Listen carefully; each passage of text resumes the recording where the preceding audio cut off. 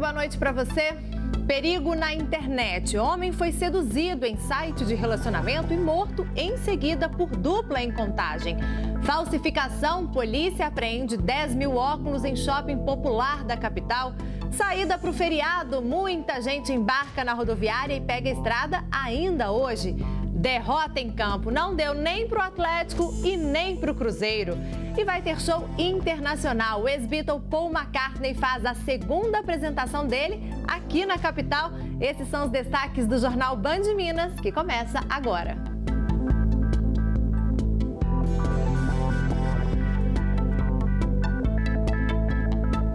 A Polícia Civil de Minas identificou os suspeitos do latrocínio de um homem que foi morto em março deste ano. Segundo as investigações, a vítima foi seduzida em um site de relacionamentos. Marcos Vinícius Domingos dos Santos, de 26 anos, e sua irmã, Vanessa Nunes dos Santos, de 20, são suspeitos de participarem de um crime bárbaro. Na apresentação na delegacia em Contagem, Vanessa estava totalmente alterada e agrediu a imprensa.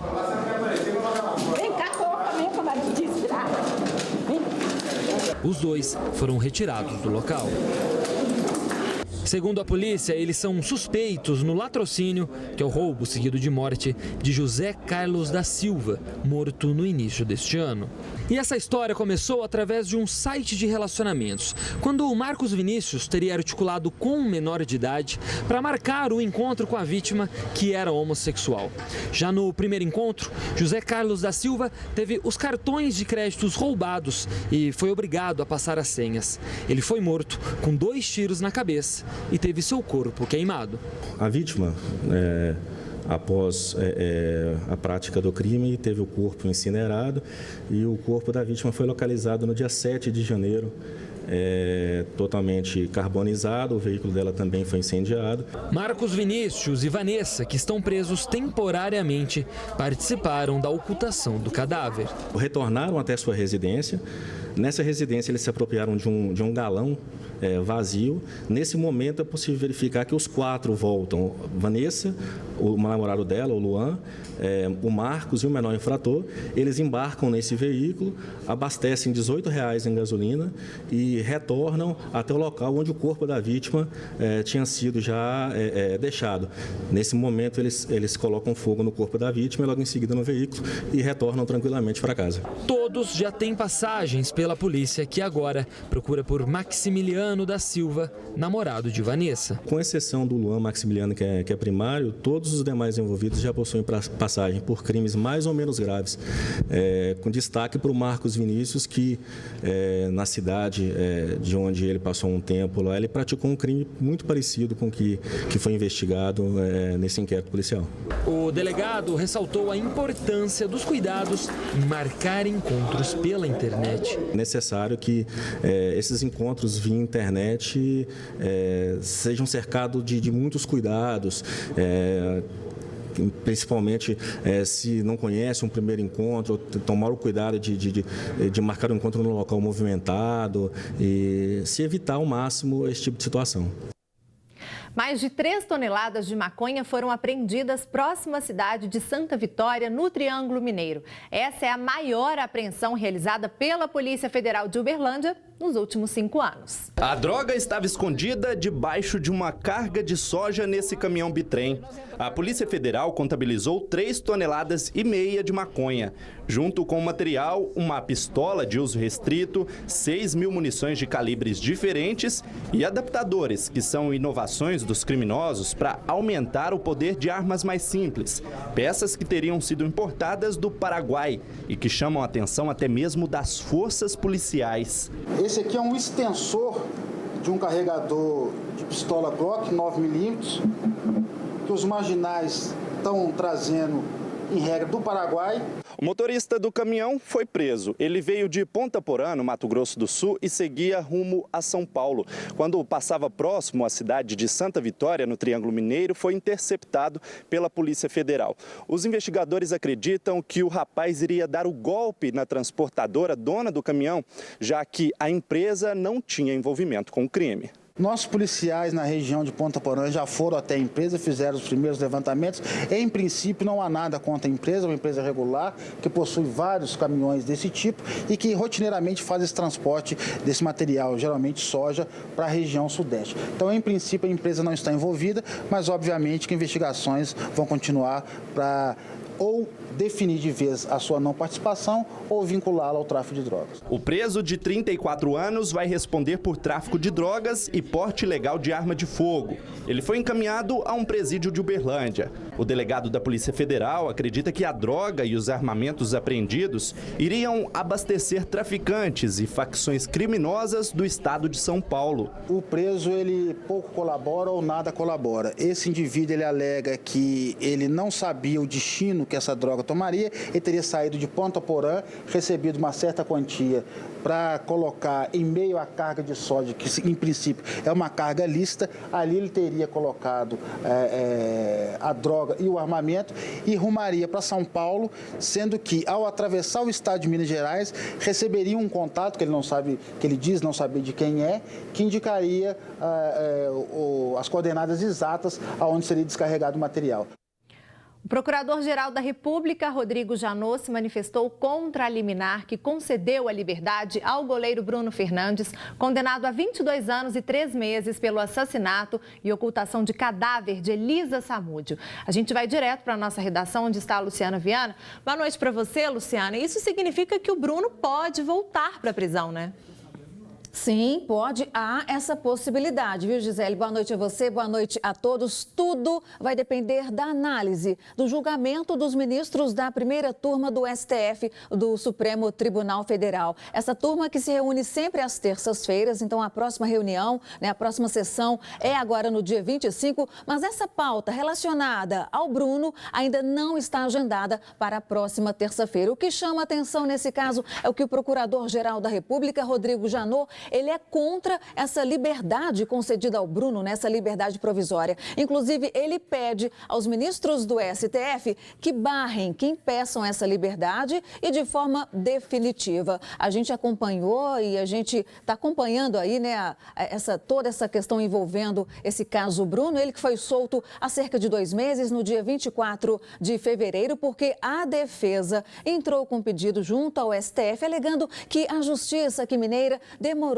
para atender um pedido da defesa que pedia o anulamento, o cancelamento da condenação de Bruno. Ele que foi condenado a 22 anos e 3 meses de prisão pela morte e ocultação de cadáver de Elisa Samúdio. Vamos aguardar então, e é mais um capítulo dessa longa história.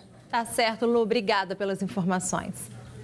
Amanhã é feriado de Tiradentes e muita gente já está aproveitando para viajar, sair da cidade, visitar familiares no interior, né? A movimentação hoje na rodoviária da capital já era grande. Até domingo, mais de 3 mil ônibus vão deixar BH, um aumento de 10% em relação a uma semana normal. Na rodoviária da capital, muita gente se preparava para deixar a cidade. Eu vou para Divinópolis. Passear um pouquinho. Isso, descansar um pouquinho, né? Entre hoje e domingo, mais de 3.400 ônibus vão deixar a capital mineira, um aumento de 10% em relação a uma semana normal. E os destinos mais procurados pelos mineiros são as praias do Rio de Janeiro, do Espírito Santo, a capital paulista e as cidades do interior de Minas Gerais. Vou para Ouro Preto, Conceição do Mato Dentro, Poços de Caldas. Vou para São Paulo, para casa da minha irmã, curtir um feriadão. Segunda-feira eu estou de volta. E a movimentação também já é grande nas estradas. E para evitar acidentes, a Polícia Rodoviária Federal vai intensificar as fiscalizações nas rodovias de todo o estado. No início da tarde, o movimento na BR-381, na saída para Vitória, já era intenso. Muita gente teve que ter paciência para pegar estrada e, pelo menos na frente da polícia, ninguém se arriscou pelo acostamento. Mas os faróis acesos ainda são esquecidos pelos motoristas. E é justamente para alertar que os policiais realizam a Operação Tiradentes. As condições das rodovias estão melhores, o policiamento está reforçado. Cabe agora a peça principal dessa engrenagem, que é o motorista, dar a sua parcela de contribuição, ou seja, fazendo uma boa revisão no veículo, dirigindo preferencialmente durante o dia, cinto de segurança deve ser utilizado por todos os ocupantes do veículo, os faróis acesos durante o dia. Segundo a polícia, há uma semana, no feriado da Semana Santa, cerca de 700 mil veículos passaram pelas rodovias que cortam BH. Neste feriado, o número deve ser o mesmo ou menor.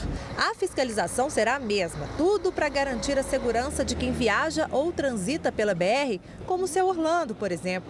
O documento dele está em dia, mas o carro...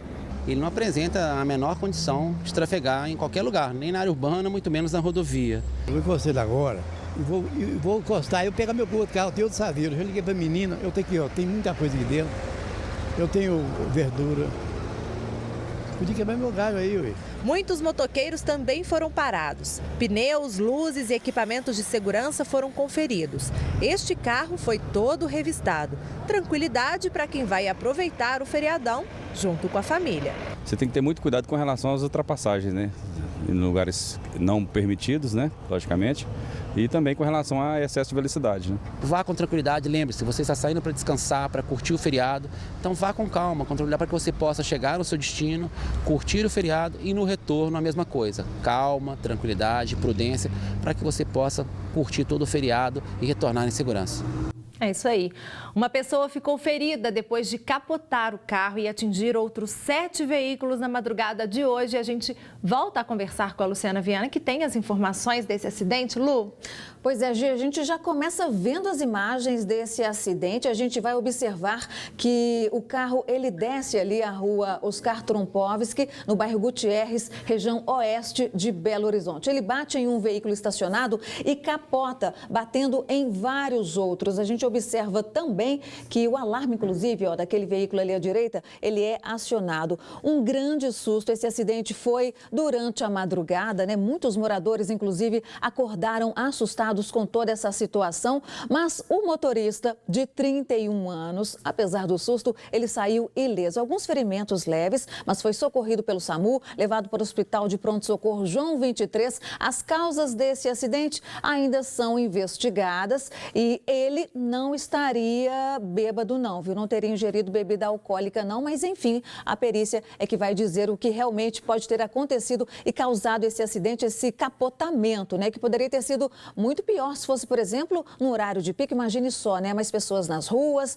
mais pessoas ali indo até seus carros, mas felizmente ninguém ferido, o motorista de 31 anos ileso e vamos aguardar então o laudo do que teria causado, portanto, este acidente na última madrugada na rua Oscar Trompovski, na região oeste de Belo Horizonte, no bairro Gutierrez. Obrigada pelas informações, Luciana. Você já fez a sua declaração do imposto de renda? Não? Olha, faltam apenas 8 dias para o fim do prazo. No próximo bloco a gente fala sobre isso e tem também o futebol. À noite não foi de vitória para o Cruzeiro no Mineirão, mas o time está classificado para as oitavas da Copa do Brasil. Quem também perdeu? Aí, ó, foi o Galo lá no Paraguai. Os detalhes a seguir.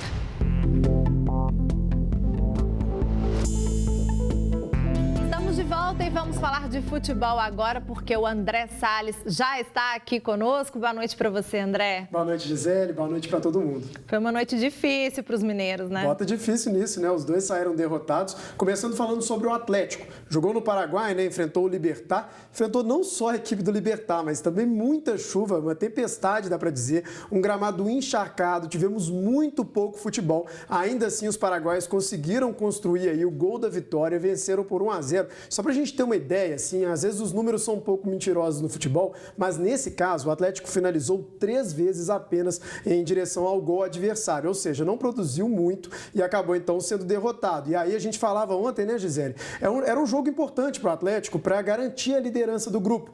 Logo mais, daqui a pouco, as outras duas equipes do grupo, o Godoy Cruz da Argentina, recebe os bolivianos do Sport Boys. E essa partida pode então tirar a liderança do Atlético nesse grupo 6, o que eu acho que ninguém imaginava, né? O Atlético é uma equipe muito superior às outras 3 equipes, né? Agora, aqui no Mineirão, o Cruzeiro também não teve vida fácil, né? Perdeu para o São Paulo. O que aconteceu? Pois é, estranho, né? O Cruzeiro vai lá no Morumbi, ganha de 2-0, aqui toda essa dificuldade, os torcedores tiveram que ali sofrer até o final. A equipe entrou muito desligada, Gisele, perdendo bolas bobas na intermediária. Acabou saindo então o primeiro gol do São Paulo com o Lucas Prato, mas o Cruzeiro conseguiu o empate, ainda assim levou a virada e ficou muito complicado. O Diogo Ramalho esteve lá e conta pra gente como é que foi essa história.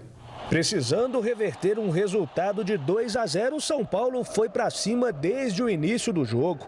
Foram 3 oportunidades seguidas. A primeira com Cícero. Depois, Cueva bateu e a bola passou raspando a trave.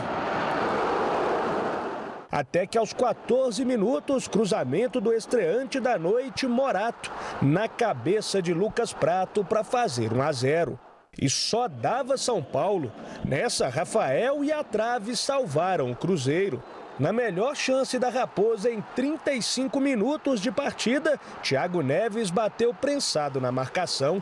O lance animou o Cruzeiro. Cruzamento de Rafael Sobis e Arrascaeta tirou aquele da torcida. No segundo tempo, o tricolor veio logo se impondo de novo. Jusilei perdeu embaixo da trave. Depois, vacilo do São Paulo e Rodrigo Caio foi obrigado a derrubar Arrascaeta na entrada da área. Na cobrança, Thiago Neves contou com um desvio na barreira para a bola trair Renan Ribeiro e morrer nas redes. Era o gol da tranquilidade para o Cruzeiro? Nem tanto, porque a equipe paulista não desistia. Morato bateu firme e Rafael fez boa defesa. Segundos depois, Rodrigo Caio escorou o cruzamento de cabeça. Maicon tocou com o peito e Gilberto, impedido, manteve vivo o sonho são paulino. 2-1. A partir daí, o jogo pegou fogo. Olha só esse chute cruzado de Tomás. O tricolor não aproveitou as oportunidades e no finzinho o Renan Ribeiro ainda teve que operar um milagre na cabeçada de Ariel Cabral. Final, 2-1 para o São Paulo eliminado e que agora pensa somente em reverter outro resultado contra o Corinthians pelo Campeonato Paulista. Nós demos uma amostra do que é tentar, não desistir jamais do jogo. Só tenho coisas boas a falar do meu time pelo que ele produziu hoje. Não teria o que reclamar, só tenho a agradecer o comprometimento e o fato deles jamais desistirem dentro do campo de jogo até o último segundo. Foram 22 jogos sem perder na temporada, até que o São Paulo veio, mostrou força e derrubou essa invencibilidade. Mas para o Cruzeiro isso não tem quase nenhuma importância, já que o time está nas oitavas de final da Copa do Brasil. A equipe foi madura, no segundo tempo conseguiu fazer o gol de empate, sofreu um gol em impedimento, né?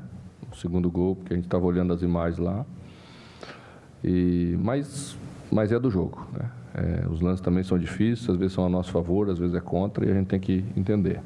Então, se tivesse que acontecer uma derrota, é melhor que fosse uma derrota com classificação.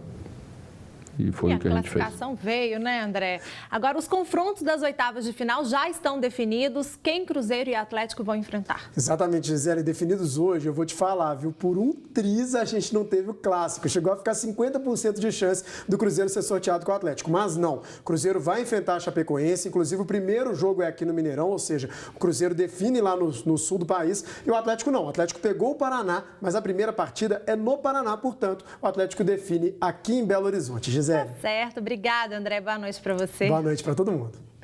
Faltam 8 dias para o final do prazo da entrega do imposto de renda e muita gente ainda não separou os documentos. Declarar é sempre um momento de muitas dúvidas, né? Mas tem sempre alguém disposto a ajudar. Olha só. Laura queria entender mais da sua declaração. Saber onde eu posso ter os benefícios, né? Isso aí é muito interessante, a gente conseguir administrar a renda da gente, saber para onde ela está indo, que benefício que eu posso ter. E conseguiu ter as dúvidas esclarecidas após ser atendida por alunos de uma universidade da capital que estão prestando serviço de consultoria e cadastramento do imposto de renda gratuitamente. Visa auxiliar a sociedade no momento de declarar e de elaborar a sua declaração de imposto de renda pessoa física e, ao mesmo tempo, possibilita que os nossos alunos tenham essa vivência prática, auxiliando a nossa sociedade a tirar as suas dúvidas e também a elaborar a declaração de imposto de renda pessoa física. Até o momento, mais de 300 pessoas já receberam atendimento online e pessoalmente. Para a Isabela, a experiência vai ajudar muito muito futuramente. No dia a dia das empresas, com clientes, eles vão chegar o tempo inteiro com dúvidas que a gente não vai ter na ponta da língua para responder. E ter a oportunidade de vivenciar isso na faculdade ainda, eu acho que prepara muito mais para o mercado e para o nosso dia a dia. O prazo de entrega da Declaração de Imposto de Renda 2017 começou em 2 de março e vai até o próximo dia 28. Precisa declarar quem recebeu rendimentos isentos, não tributáveis ou tributados exclusivamente na fonte, cuja soma foi superior a R$40 mil. Quem obteve em qualquer mês de 2016 ganho de capital na alienação de bens ou direitos sujeitos à incidência do imposto, ou realizou operações em bolsa de valores. E a 15 dias do fim do prazo, mais de 15 milhões de contribuintes ainda não acertaram as contas com o Leão. A Receita Federal vai pagar a restituição do imposto de renda em 7 lotes, entre junho e dezembro deste ano. Hora da previsão do tempo. O início do feriado deve ser de sol, mas com nuvens aqui em BH e também na região metropolitana. Vamos ver como fica o tempo então nos próximos dias?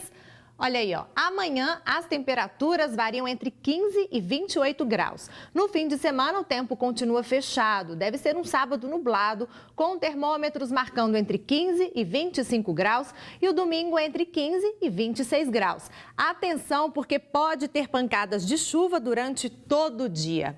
No estado, o céu fica parcialmente nublado e também pode chover no Triângulo Mineiro, nas regiões do Alto Paranaíba, Oeste e Sul. O céu fica mais claro nas outras regiões. Milhares de óculos foram apreendidos hoje em um shopping popular da capital. As informações depois do intervalo. E você vai ver ainda que o Beatle Paul McCartney confirmou o show aqui em Belo Horizonte. As vendas estão prestes a começar. Daqui a pouco você confere todas as informações. Pelo menos 10 mil unidades de óculos de várias marcas foram apreendidas na tarde de hoje em um shopping popular da capital. A Polícia Militar, em parceria com a Receita Federal, realizou a apreensão dos produtos no centro de BH durante a Operação Saturação, que teve o objetivo de combater o contrabando de produtos falsificados. Estrangeiros que entraram no Brasil, mesmo de forma irregular, podem ser beneficiados por uma nova lei da migração aprovada no Senado. Regras foram criadas para tornar o processo de regularização menos burocrático, podendo ser feito aqui mesmo no país. Sem trabalho e com passaporte vencido há 8 meses, o venezuelano Miguel mora neste abrigo na região metropolitana de Belo Horizonte. Contrário ao governo da Venezuela, ele decidiu tentar a vida no Brasil. Na Venezuela, devido a praticamente um sistema ditatorial, eu não pude aplicar meus conhecimentos.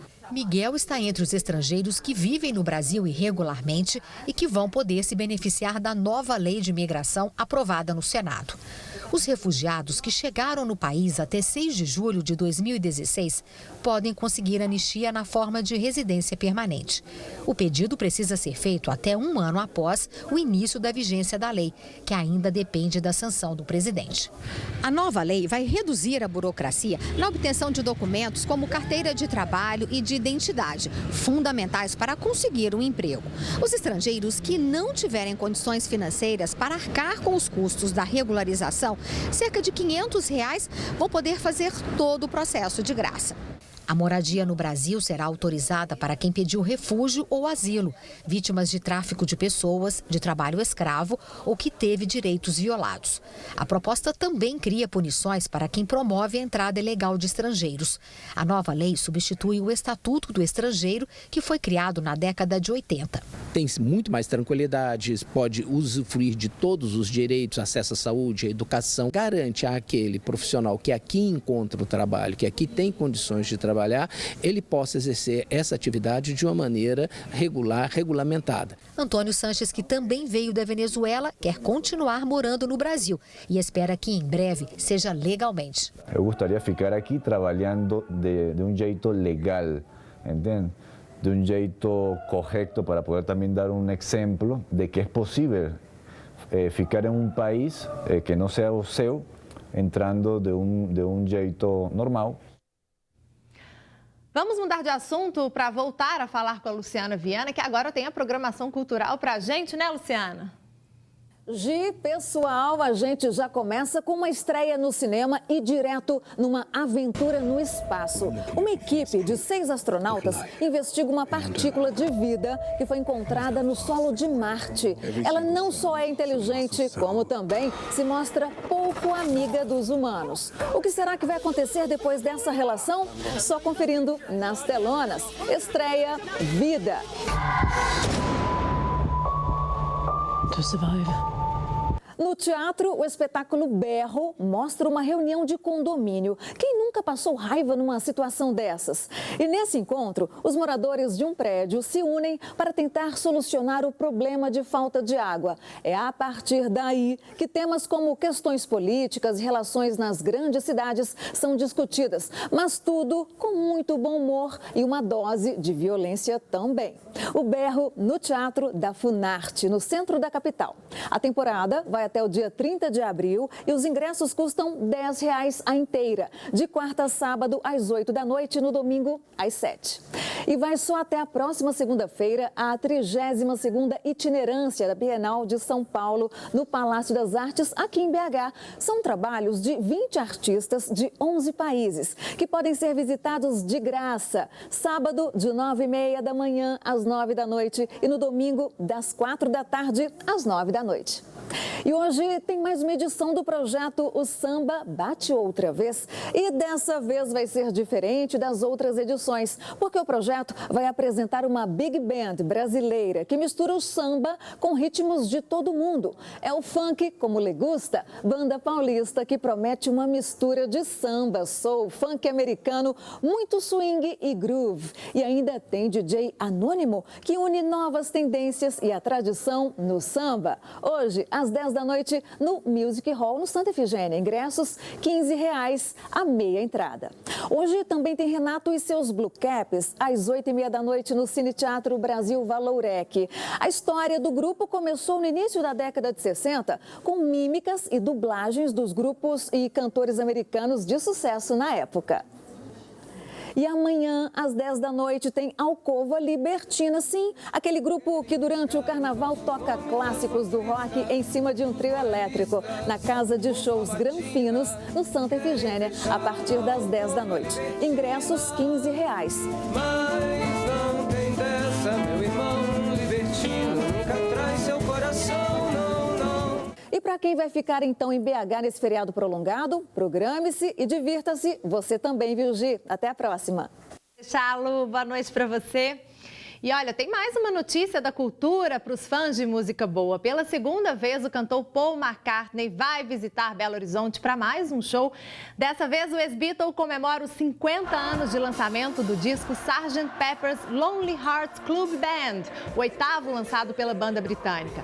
O show acontece no dia 17 de outubro no Mineirão e a expectativa é de que os ingressos comecem a ser vendidos ainda neste mês ou no início de maio. Fique de olho, hein? E a gente fica por aqui. Um bom feriado para você. A gente está de volta amanhã. Boa noite. Tchau, tchau.